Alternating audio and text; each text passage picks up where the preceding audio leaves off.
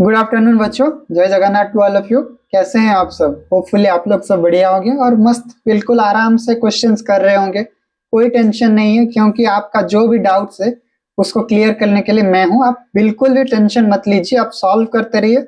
जो भी डाउट होगा आप कॉमेंट में पूछते रहिए। ओके बच्चों, आज हम कुछ क्वेश्चन के ऊपर डिस्कशन करेंगे और बेसिकली ये क्वेश्चन जेनेटिक्स से होंगे। ओके, और जनरल मैं जो क्वेश्चंस बच्चों सॉल्व करता हूँ, ये आपका बुक है जो कि एनसीईआरटी फिंगर टिप्स, इसी में से आप मैं क्वेश्चन सॉल्व करता हूँ, क्योंकि इसमें बहुत इंपॉर्टेंट क्वेश्चंस है। ओके, तो आज बिना लेट किए आज हम लोग नेक्स्ट क्वेश्चंस करेंगे। क्वेश्चन नंबर 1, जिसको हम लोग लिखेंगे, what is the probability, what is the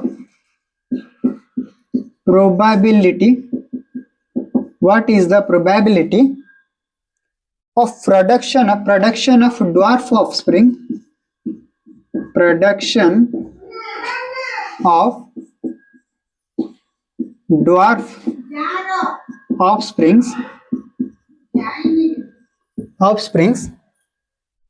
in a cross between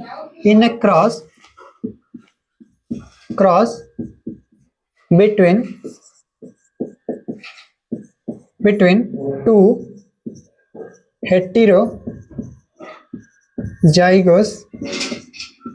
individuals. Okay, options आपको स्टूडेंट्स क्या गिवन है? ऑप्शन ए में है आपका 0, ऑप्शन बी आपको गिवन है 50%, ऑप्शन सी आपको गिवन है 25% और ऑप्शन डी आपको स्टूडेंट्स गिवन है 100%। तो स्टूडेंट्स इसमें आपको क्या गिवन है? क्वेश्चन में आपको दिया गया है what is the probability of production of dwarf offspring. Students हमको पता है ड्वार्फ जो है वो एक रिसेसिव कैरेक्टर है, और स्टूडेंट्स ये भी हमको पता है एक रिसेसिव कैरेक्टर के लिए 2 रिसेसिव एलील प्रेजेंट रहना चाहिए। 2 रिसेसिव एलील प्रेजेंट रहना चाहिए, जैसे स्मॉल ए हो या स्मॉल बी हो, डिपेंड करता है हम कौन सा कैरेक्टर को किस अल्फाबेट से रिप्रेजेंट करते हैं। ओके, क्रॉस किसके बीच में हम लोग करेंगे स्टूडेंट्स? 2 हेट्रोजाइगोस इंडिविजुअल्स के बीच में करेंगे। मान लो मैं 2 हेट्रोजाइगोस जो इंडिविजुअल्स है उसको हम लोग कैपिटल टी स्मॉल टी या कैपिटल टी स्मॉल टी लेंगे। ये पेरेंट 1 और ये स्टूडेंट्स क्या है? पेरेंट 2। इसको अगर हम गैमेट पहले बनाएंगे, इसमें से आपको 2 गैमेट बनेगा। कैसे गैमेट बनेगा? क्योंकि स्टूडेंट्स इधर n इक्वल्स टू 1 है, n is the number of heterozygotes, तो इधर 2 गैमेट्स बने 2 to the power 1 that is 2। इधर भी आपको 2 गैमेट्स बनेंगे कैपिटल टी स्मॉल टी। इसमें से स्टूडेंट्स अगर आप देखोगे, इसको इसके साथ फ्यूज करो तो कैपिटल टी स्मॉल टी, इसको इसके साथ तो कैपिटल टी स्मॉल टी, इसको इसके साथ तो कैपिटल टी स्मॉल टी, इसको इसके साथ तो स्मॉल टी। मतलब ये जो स्मॉल टी स्टूडेंट्स है ये एक रिसेसिव कैरेक्टर है जिसको हम लोग ड्वार्फ बोलते हैं। और ये ड्वार्फ का अगर आप प्रोबेबिलिटी देखोगे तो 4 प्लांट में से एक प्लांट ऐसा बन रहा है जो कि ड्वार्फ है, मतलब 1/4 जो प्रोबेबिलिटी होगा ये किसका होगा? ड्वार्फ का होगा। और 1/4 स्टूडेंट्स हम इसको 25% भी लिख सकते हैं। तो ऑप्शन नंबर आपका सी जो है वो आपको करेक्ट आंसर हो जाएगा। ओके, नेक्स्ट क्वेश्चन हम लोग देखेंगे।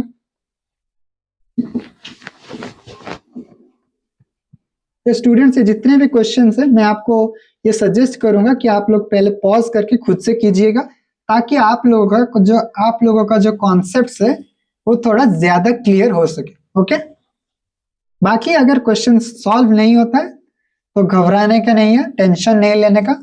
आप अगर एक बार नहीं होता है तो दोबारा तीसरी बार प्रैक्टिस कर सकते हो, सो दैट कि हो जाएगा। ऐसा कोई भी चीज नहीं है कि होगा नहीं। ओके, बस प्रॉब्लम ये है कि हम लोग प्रैक्टिस नहीं करते, तो आप लोग जितना ज्यादा मेहनत करोगे, प्रैक्टिस करोगे, उतना आपका क्वेश्चन सॉल्व हो जाएगा। ओके, नेक्स्ट क्वेश्चन हम लोग लिखेंगे in fruit flies. Question number 2, और ये इंपॉर्टेंट क्वेश्चन है। In fruit flies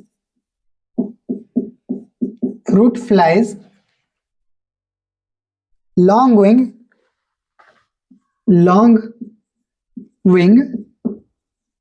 is dominant over vestigial wing.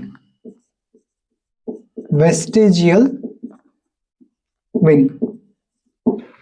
Next point आपको क्या दिया गया है, when the heterozygous long wing, when the heterozygous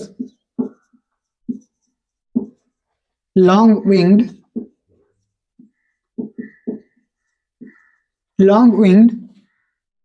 flies were crossed with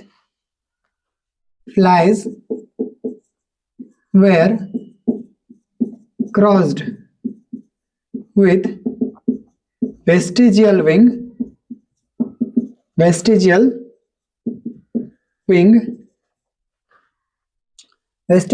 flies 192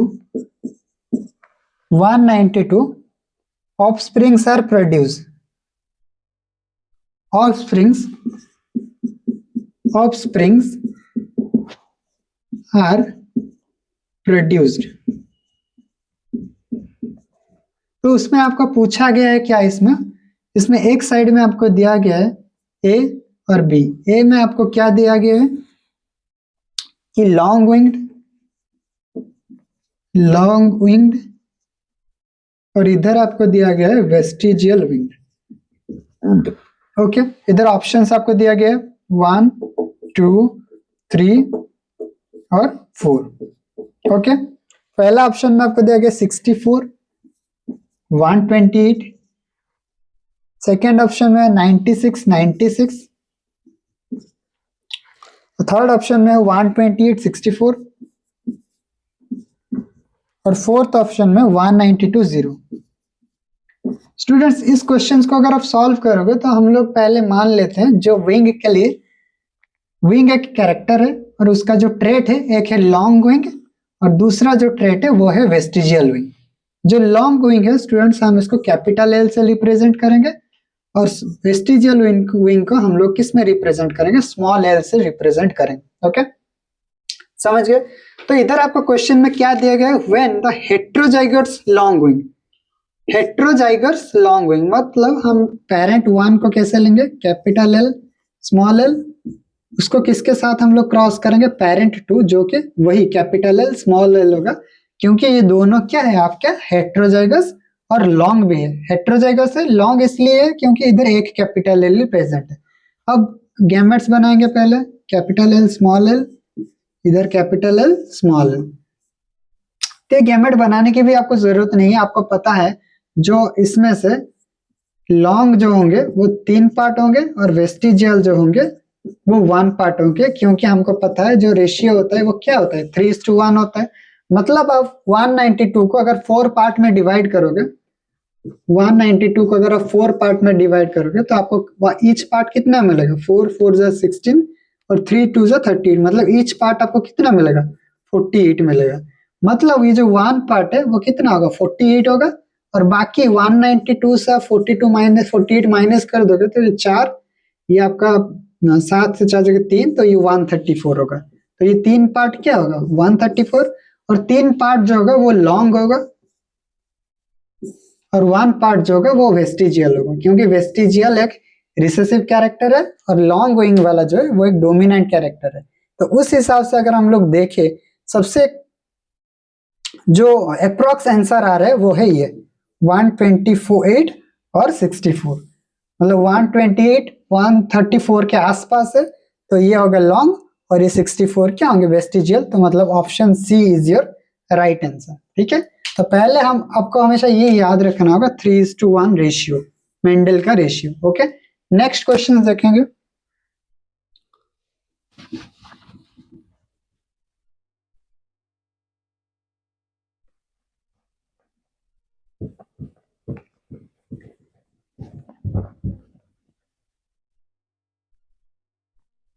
Question number 3.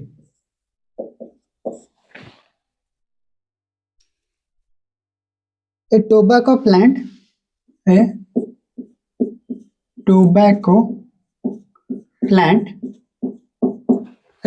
plant heterozygous for a recessive character, heterozygous for a recessive character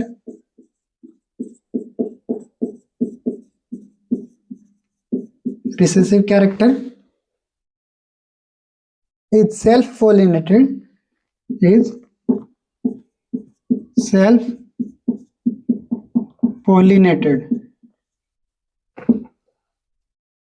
and 1200 seeds are germinated, and 1200 seeds are germinated.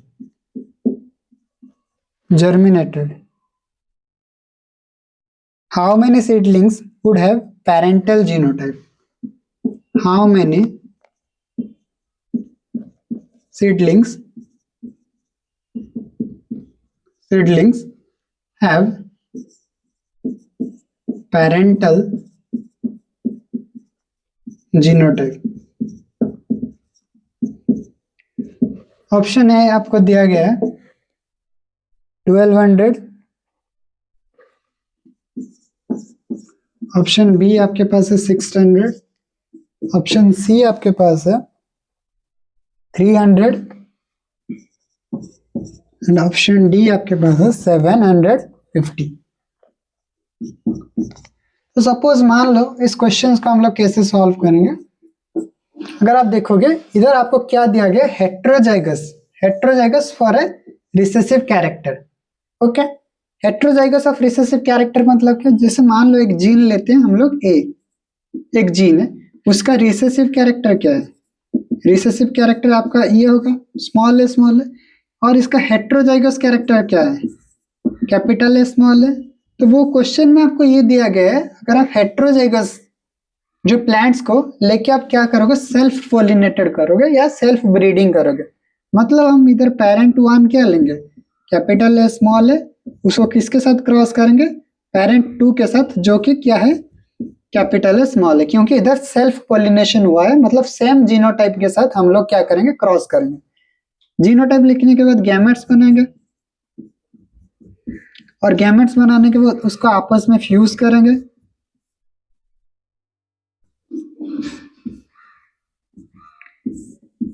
Fuse करने के बाद वो पूछा है how many seedlings have parental genotype. Students इधर parental genotype कहने का मतलब है, अगर ये चार प्लांट है, उसमें से पेरेंटल मतलब पेरेंट्स कौन कौन है। अगर आप पेरेंट वन को देखोगे तो ये इसके साथ इक्वल है, पेरेंट टू को अगर आप देखोगे तो इसमें इसको इसके साथ इक्वल है। मतलब अगर 4 प्लांट बनता है तो उसमें जो 50% है वो पेरेंटल जीनोटाइप्स के साथ है। इधर आपको दिया गया है स्टूडेंट्स कितना, 1200, तो 1200 का भी उसी हिसाब से 50% कितना होगा, 600। मतलब 600 प्लांट्स ऐसे बनेंगे जो कि पेरेंटल जीनोटाइप्स के साथ मैच करेंगे। तो ऑप्शन नंबर क्या होगा, बी होगा। तो स्टूडेंट्स इस वीडियो में इतना है बस, बाकी नेक्स्ट वीडियो में हम लोग और कुछ क्वेश्चंस के ऊपर डिस्कशंस करेंगे। Thank you, have a good day, जय जगन्नाथ।